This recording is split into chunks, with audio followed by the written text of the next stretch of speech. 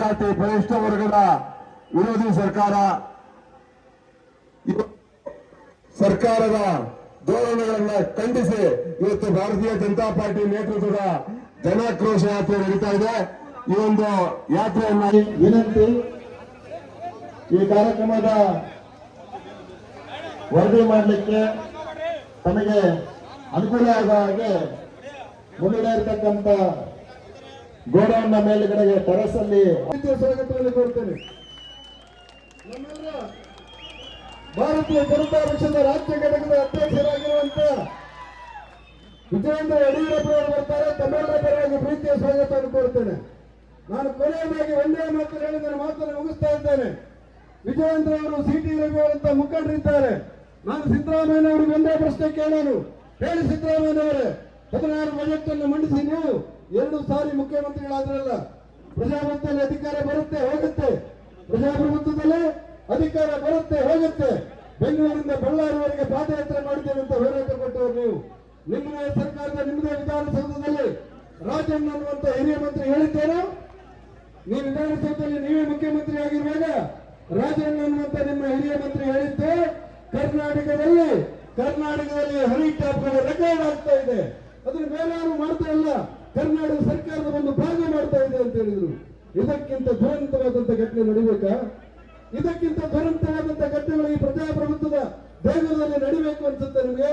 ಆ ಕಾರಣಕ್ಕೋಸ್ಕರ ಇವತ್ತು ಇಡೀ ರಾಜ್ಯದಲ್ಲಿ ಹಳ್ಳಿಗಳಲ್ಲಿ, ಬೀದಿಗಳಲ್ಲಿ, ಶಕ್ತಿ ಕೇಂದ್ರಗಳಲ್ಲಿ, ಬೂತ್ ಮಟ್ಟದಲ್ಲಿ ಜನ ಆಕ್ರೋಶಭರಿತರಾಗಿದ್ದಾರೆ.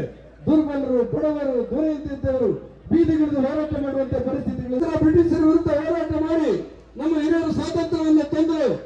ಯಾವುದಕ್ಕೋಸ್ಕರ ವಿಭಜನೆ ಆಗಿ ಪಾಕಿಸ್ತಾನ ಭಾರತದ್ದು ಬೇರೆ ಆಯಿತು. ಯಾವ ಪಾಕಿಸ್ತಾನದ ಜೊತೆಯಲ್ಲಿ ನಿರಂತರವಾದಂತ ಹೋರಾಟಗಳನ್ನು ಮಾಡ್ತಾ ಭಾರತವನ್ನು ರಕ್ಷಣೆ ಮಾಡಬೇಕು ಅಂತ ಹೇಳಿ ನಮ್ಮ ಪ್ರಜಾತಂತ್ರ ವ್ಯವಸ್ಥೆ ಇತ್ತು. ನಮ್ಮ ಮಿಲಿಟರಿ ಅವರು ಕಷ್ಟಪಡ್ತಾ ಇದ್ರು, ನಮ್ಮ ದೇಶ ಕಷ್ಟಪಡ್ತಾ ಇತ್ತು. ಇಡೀ ರಾಷ್ಟ್ರಮಟ್ಟದಲ್ಲಿ ಒಂದಾಗಿ ಒಟ್ಟಾಗಿ ಭಾರತವನ್ನು ಕಟ್ಟುವಂತ ಸಂದರ್ಭದಲ್ಲಿ ನಿಮ್ಮ ಸರ್ಕಾರದಲ್ಲಿ ನೀವೇ ಮುಖ್ಯಮಂತ್ರಿ ಆಗಿರುವಾಗ ನಿಮ್ಮದೇ ವಿಧಾನಸೌಧದಲ್ಲಿ ಪಾಕಿಸ್ತಾನಕ್ಕೆ ಜೈ ಎನ್ನುವಂತ ಕೆಟ್ಟ ಪರಂಪರೆಯನ್ನು ಉಂಟಾಗಿದ್ದಲ್ಲ, ಅದರ ವಿರುದ್ಧ ಜನಾಕ್ರೋಶ ಭಾರತೀಯ ಜನತಾ ಪಕ್ಷ ನಡೆಸ್ತಾ ಇದೆ. ಈಗ ತಮ್ಮನ್ನೆಲ್ಲ ಉದ್ದೇಶಿಸಿ ನಿಮ್ಮೆಲ್ಲರ ನೆಚ್ಚಿನ ನಾಯಕರು, ಮಾಜಿ ಸಚಿವರು ಆಗಿರ್ತಕ್ಕಂಥ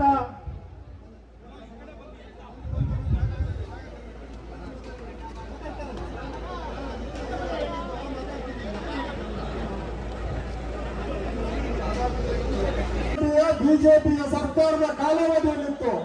ಇವತ್ತು ಒಂದು ಪಾಣಿಯನ್ನು ತಗೋಬೇಕು ಅಂತ ಹೇಳಿದ್ರೆ 30 ರೂಪಾಯಿನ ನಾವು ಅಲ್ಲಿ ಕಟ್ಟಬೇಕಾಗುತ್ತೆ. ಸ್ಟಾಂಪ್ ಪೇಪರ್ 20 ರೂಪಾಯಿಗೆ ಸಿಗ್ತಾ ಇತ್ತು, ಆದ್ರೆ ಸ್ಟಾಂಪ್ ಪೇಪರ್ನ ಇವತ್ತು 100 ರೂಪಾಯಿ ಕೊಟ್ಟು ಕೊಂಡ್ಕೊಳ್ತಕ್ಕಂತಹ ಪರಿಸ್ಥಿತಿ.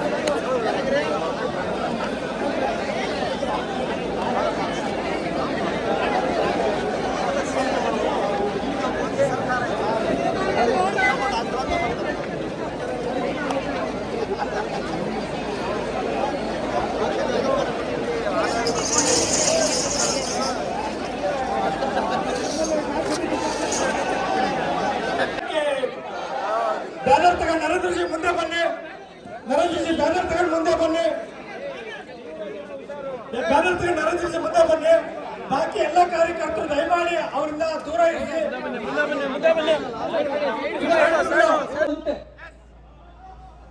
ಎಂತ ಆಡಳಿತ? ಮೈಸೂರು ಮಹಾರಾಜರನ್ನ ಮೀರಿಸಿದ ಆಡಳಿತ ಅಂತೆ. ಮೈಸೂರು ಮಹಾರಾಜರದು ಜನೋಪಕಾರಿಯಾದ ಆಡಳಿತ. ಮೈಸೂರಿನಲ್ಲಿ ಪ್ರಶ್ನೆ ಕೇಳಿದ್ವಿ, ಸಿದ್ದರಾಮಯ್ಯನವರೇ ಕನ್ನಂಬಾಡಿ ಅಣೆಕಟ್ಟು ಕಟ್ಟಿದ್ ನೀವ? ಸಿದ್ದರಾಮಯ್ಯನವರ ಕಟ್ಟಿದ್ದು? ಜೋರಿಗೆ ಯಾರು ಸಿದ್ದರಾಮಯ್ಯನವರ ಕಟ್ಟಿದ್ದು? ಯಾರು ಕಟ್ಟಿದ್ರು? ಮೈಸೂರು ವಿಶ್ವವಿದ್ಯಾಲಯ ಕಟ್ಟೋರು ಯಾರು? ಮೈಸೂರು ಬ್ಯಾಂಕ್ ಕಟ್ಟೋರು ಯಾರು? ಮೈಸೂರು ಉಕ್ಕು ಕಾರ್ಖಾನೆ ಕಟ್ಟೋರು ಯಾರು? ಮೈಸೂರು ಪೇಪರ್ ಮಿಲ್ ಕಟ್ಟೋರು ಯಾರು? ಮೈಸೂರು ಕಾಫಿ ಕ್ಯೂರಿಂಗ್ ಕಟ್ಟೋರು ಯಾರು? ಮೈಸೂರು ಕಾರ್ಖಾನೆ ಕಟ್ಟೋರು ಯಾರು? ಮೈಸೂರು ಸ್ಯಾಂಡ್ಲು ಸೋಪ್ ಕಾರ್ಖಾನೆ ಸ್ಥಾಪಿಸಿದ್ಯಾರು? ಹೀಗೆ ಮಹಾರಾಜ ಕಾಲೇಜು, ಮಹಾರಾಣಿ ಕಾಲೇಜು ಇವೆಲ್ಲ ಸ್ಥಾಪನೆ ಮಾಡಿದವರು ಮೈಸೂರು ಮಹಾರಾಜರು. ನಮ್ಮ ಸಿದ್ದರಾಮಯ್ಯನವ್ರದ್ದು ಅವರು ಅದು ಯಾವುದೂ ಇಲ್ಲ. ಮೂಢ ಹಗರಣ ಯಾರು ಮಾಡಿದ್ದು? ಬೆಂಗಳೂರಿನಲ್ಲಿ ಅಡಿಗೆ 100 ರೂಪಾಯಿ ಫಿಕ್ಸ್ ಮಾಡೋದು ಯಾರು? ಕಾರ್ಮಿಕ ಇಲಾಖೆ ಹಗರಣ ಯಾರ್ದು? ವಾಲ್ಮೀಕಿ ಹಗರಣ ಯಾರ್ದು? ಅಂಬೇಡ್ಕರ್ ಅಭಿವೃದ್ಧಿ ನಿಗಮದ ಲೂಟಿ ಮಾಡಿದವರು ಯಾರು? 60% ಸರ್ಕಾರ ಯಾರ್ದು? 420 ಸರ್ಕಾರ ಯಾರ್ದು? ಸಿದ್ದರಾಮಯ್ಯನವರೇ, ನೀವು ಮೈಸೂರ ಮಹಾರಾಜರ ಆಡಳಿತ ಮೀರಿಸಿತ್ತು ಅಂತ ಹೇಳ್ತೀರಲ್ಲ, ನಿಮ್ ಸರ್ಕಾರಕ್ಕೆ ಹಲಾಲ್ ಮಾಡಿಸ್ಕೊಂಡಿದ್ದೀರಿ ನೀವು. ನಾಚಿಕೆ ಆಗ್ಬೇಕಲ್ಲ ನೀವು?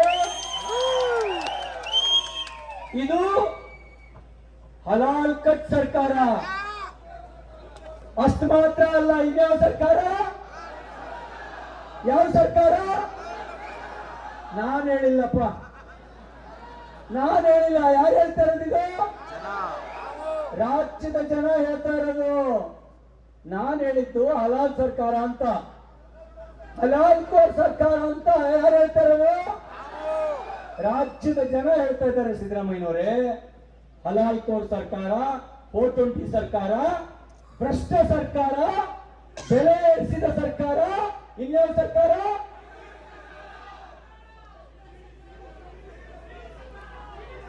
ಪೆಂಡ್ರೈವ್ ಸರ್ಕಾರ ಯಾರ್ದು? ಹನಿ ಟ್ರ್ಯಾಪ್ ಸರ್ಕಾರ. ಯಾವ ಸರ್ಕಾರ? ಇದು ನಾನು ಹೇಳಿದ್ದಲ್ಲ, ರಾಜಣ್ಣ ಹೇಳಿದ್ದು.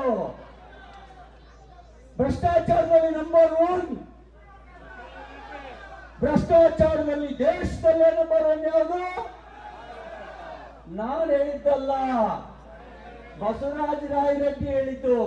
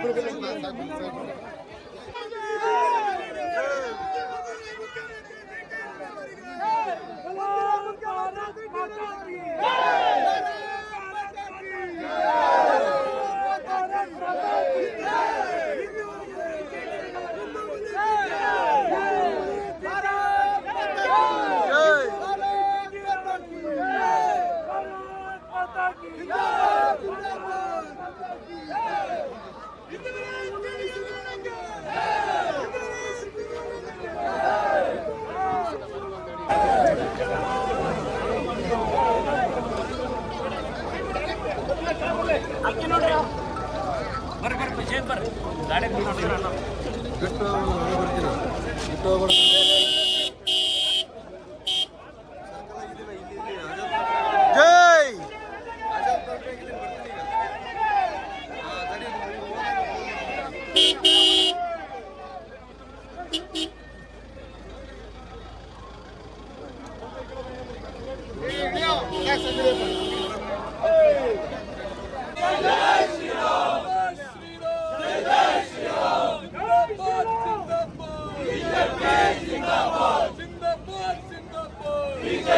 जिंदाबाद